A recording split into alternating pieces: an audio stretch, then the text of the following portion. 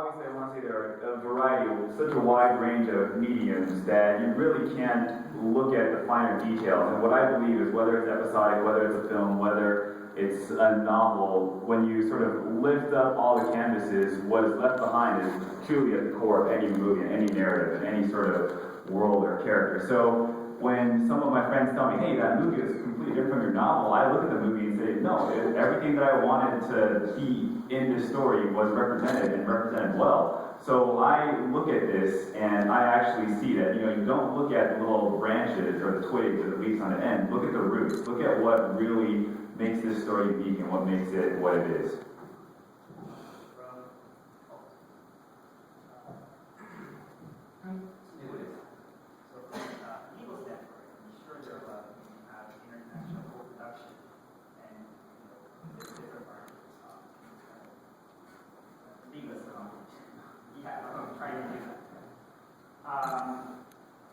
Again, this is going to be a matter of trust.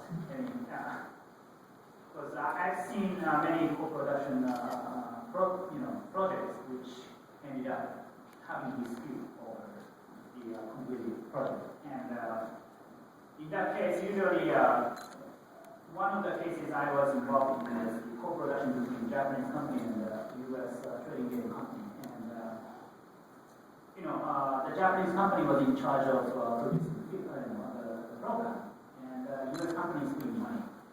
If U.S. company is putting money, they will, be very vocal about what they want.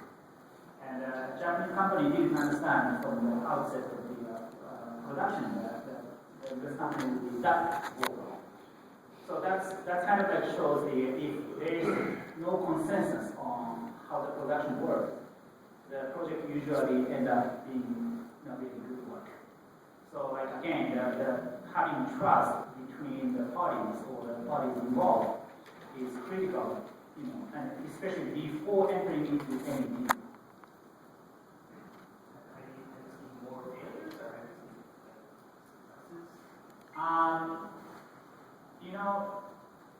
because I was involved in litigation earlier, in the early stage of my career. And when it comes to litigation, usually those stages.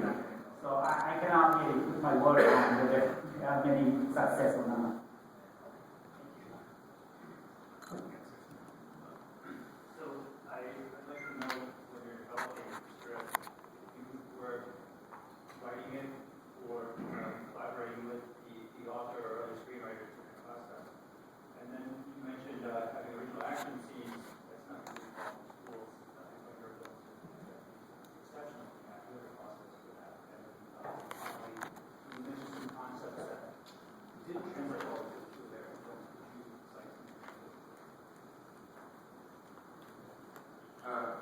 Speaking to the development I work, I'm not a writer, but I work with writers. I'm like a story engine, so I'm very good at the what if. What about this? What if we try this? What if we try this? And in the case of Writing to Skill, we had Jess and John Henry Butterworth, who wrote Fair Day for me, who rewrote Mr. and Mrs. Smith for me. Jess is really a playwright, and they helped lay down the foundation for an adaptation. And then Chris Macquarie came in and wrote Usual Suspects, worked with Tom Cruise on Valkyrie, and he worked with us as well on the script. And it was never a situation where we sort of left our writer alone. Like they were always with me working on the script. Because there's huge budget ramifications. This is all happening in the guise of like a moving start date or after we started shooting. So they have to write things that I believe I can shoot. My first step in adapting this, it was a novel, not a manga, but the first thing I did was actually generate artwork, concept art. I created a whole room of concept art with about 5 artists. And a lot of the art wasn't in the book. It was just, here would be an interesting environment, here would be a cool scene. Just thinking about, getting inspired by the book, but then just sort of trying to go into a clear space and just invent stuff. And So the irony is people assume, you know, you weren't the only one, sort of, that, it must have been a manga if it was Japanese, and it wasn't, it was a novel. But we sort of turned it into a manga before we turned it into a script, because we in fact did generate all of this artwork. And then from this room of artwork, we got inspired to how to craft the story. In terms of creating original action, it helps to have, it's hard to do an original car chase, because people have just been doing car chases for so long. I feel like I got lucky in the Bourne franchise that I came up with something that hadn't been done yet. But now we've done that, so if I had to do another spy franchise, I'm like, I don't know if I'd have another original idea for how to do a car chase that would feel original. But because All You Need Is Kill took place with different rules, and how would you do an action sequence with this suit of armor, and what we built the suit of armor for real, and it wasn't a CG suit, but we really, what could you do with it? And so it was, I felt like we already were sort of set up to do more original action, and because the hero could die, which isn't something that's really available to as a filmmaker, and that's so much what Tom and I talked about, was what could we show an audience they hadn't seen before. Tom and I share the same sense of humor, so a lot of what we wanted to show that they hadn't seen before were the various ways in which you could kill Tom Cruise, which I loved and Tom loved even more. I would like to know, you just declared war, ISO, and basically it's going to be a technology war, and it's going to be a first war that will really not depend on troops. Do you see your film as a film for war for gamers as opposed to Hamburger Hill, that project that you feel that this is going to be war later on, seen as like the start of the way with people looking at war back in the war, because the person can't die and come back for a gamer or a gamer and being on the talent, but when you look at technology and more disposable as opposed to personal when you think about war. That's a really smart question, which I'm not going to co-opt everybody talking about this film, so thank you for that. Because I actually had thought about this film looking backwards and thought about when war was simpler. So I thought a lot about World War II and World War I, which is where, like, Revolutionary War, people wore uniforms, you knew who was on which side, it was like the battle lines were so clearly drawn. You could sometimes be behind enemy lines, you could fall in love behind enemy lines. I love stories set in World War II, like Casablanca, where you're sort of behind enemy lines, or After the Queen. And it was like, which is, it's hard to imagine a love story set today in like Syria or Afghanistan, right? Because it's not, the enemy lines aren't as clearly drawn as they used to be during those wars. So I really have thought of this as a more of a nostalgic look at war and the way it used to be. But you're right that also wars are going to be fought more and more with technology. In fact, I just met somebody who's part of the Geneva Convention. I met him, I actually didn't understand where they came from, but there's in fact a group of professors who meet in Geneva to update the Geneva Convention on a regular basis. And they've been talking about whether, because you have an obligation during war to reduce casualties. Like you're allowed to bomb an enemy target, but you have to figure out if there was a way to bomb it that would reduce casualties in a way that wouldn't. You have an absolute obligation to choose the one that reduces casualties. If you want to blow up an enemy power plant or something. So there's a more precise way, you have an obligation to do it. Drones are much more precise than pilots flying airplanes. Because the human element is sort of taken out, because in fact they are like playing a video game, because they don't have to worry about their own personal safety. Whether the Geneva Convention should in the future require armies to use drones versus human beings to fight the battles, because the drones are in fact more accurate and therefore it would reduce casualties. And so, you're right, All You Need Is Kill is also, it is looking back, it's nostalgic, but it is also looking forward, because it does seem like pretty soon all of our wars will be fought by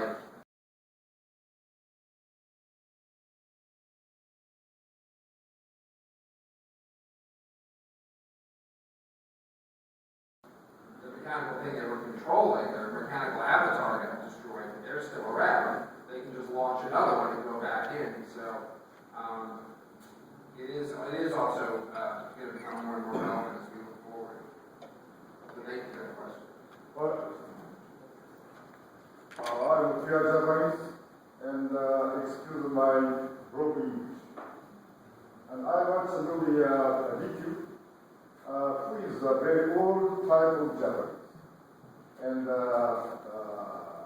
even now, most of American films focus on old type of Japanese. Quiet, shy, and no insist. But now there are many new type of Japanese.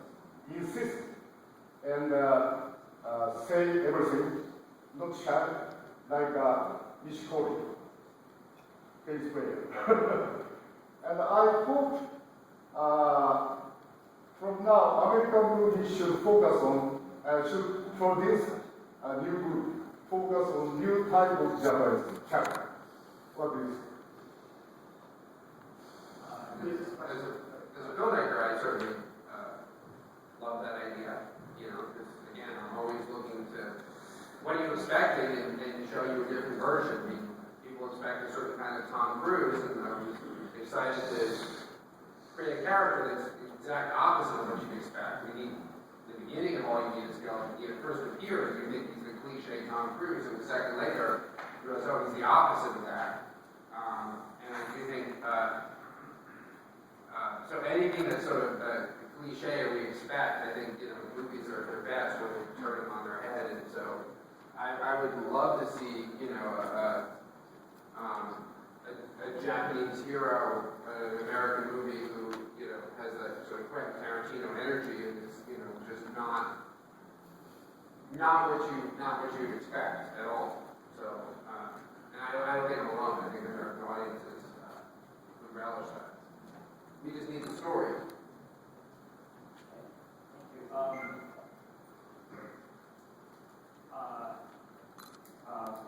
We have actually a special guest, in fact, Sir Masioka.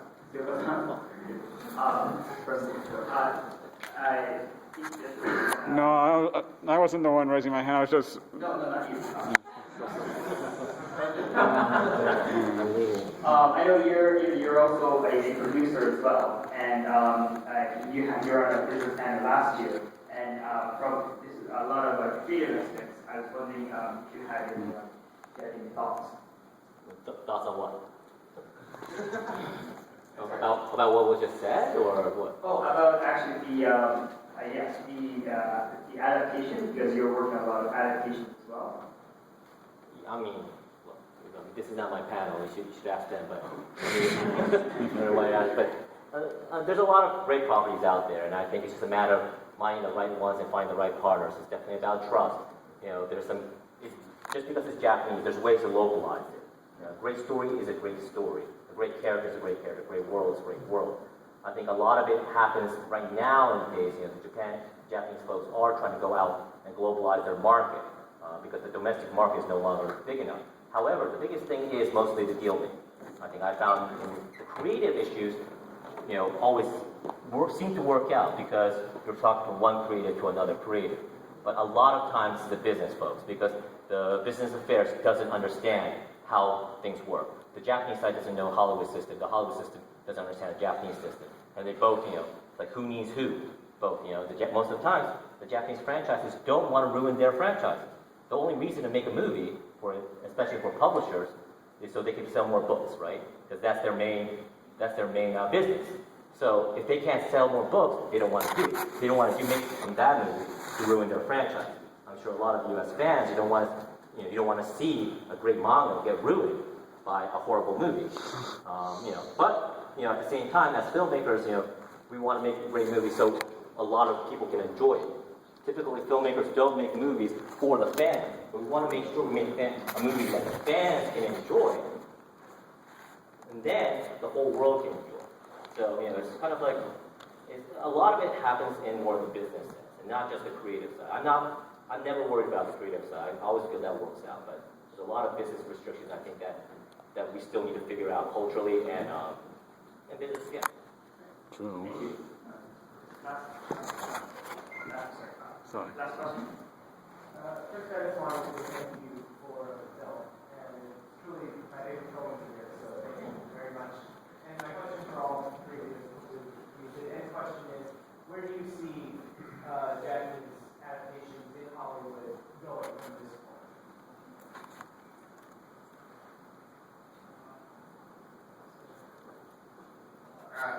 Certainly, for me, because All You Just Kill was so well received here, the best reviewed film in my career. Can't believe it got better reviews than Fair Game. The film I was made to get good reviews, and because there was no chance of that film ever making any money. It was all that's the reason that the audience response to this film has been extraordinary. I think just because as filmmakers we look to our peers and see what look what they're doing and get inspired. That I've had a number of great filmmakers who are my peers, call me and have loved the movie so much that they themselves are now looking at what material they can find out of Japan. Not to copy ours, but just to say, wow, there's if there's that, what else is there? So I think there's a bright future. But it comes down to the writers, and it comes down to material, and we need to keep encouraging them. I do think Japan has an amazing system for encouraging creativity and encouraging writers, so I think in the foreseeable future, it will be a great source of material for Hollywood filmmakers around the world. ですね、もちろんすごいいい人がいいっていうか、すごい原作が日本にはいっぱいあるんですけど、やっぱりその中心となるのは漫画で、漫画っていうのはその短い話がシークエンスでつながっていくものですから、それを映画っていう形で考えると、やっぱり一回すごい考案を入れないとダメなんですね。で、私の作品もその小説から本案されて映画になった時に、今誰か変わったと言われてますけれども、それよりさらなる本案が必要である。時にそれをどう受け入れるかっていう問題がやっぱりあって、あとはその本番をする時にどれだけ原作の良いところを消さないようにするか、この2つの問題があって、このクリア、ここに立つ、だからビジネス側とその本案する側、だからクリエイター側とそのビジネス側の2つの架け橋となる人物がちょっとあんまりいなくて、その人たちが今後出てくるようになれば、どんどんいいものができてくるんじゃないかと。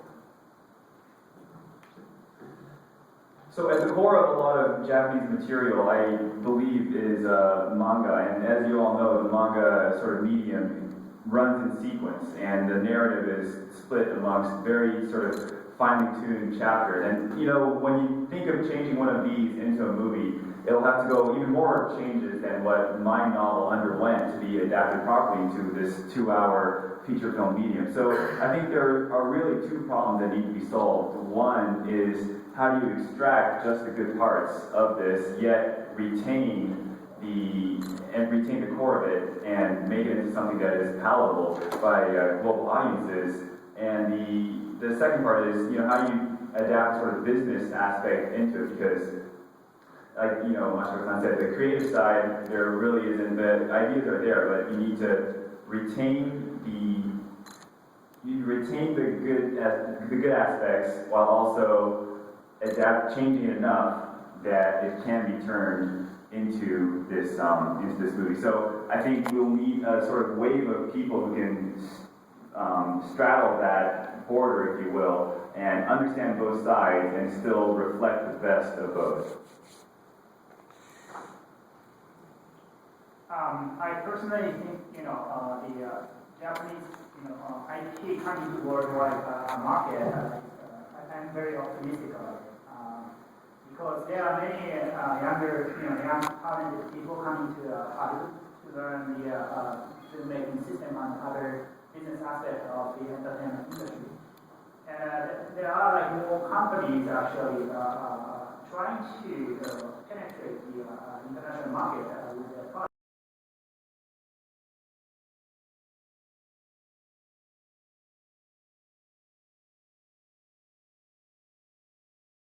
Fundamental element which could appeal to not only Japanese market but also international market. I think the challenge here would be, in my opinion, how to make money for the Japanese company, as well as having their property spread worldwide. And again, this is going to be an educational process that we have to take. And but I'm pretty optimistic about the future prospect of the Japanese market. Thank you very much. Great question. I'm sorry, we have time. Time for one last question. Oh, no, that was the last question. So, please, so this concludes the panel. Please give a quick hand for a great panel.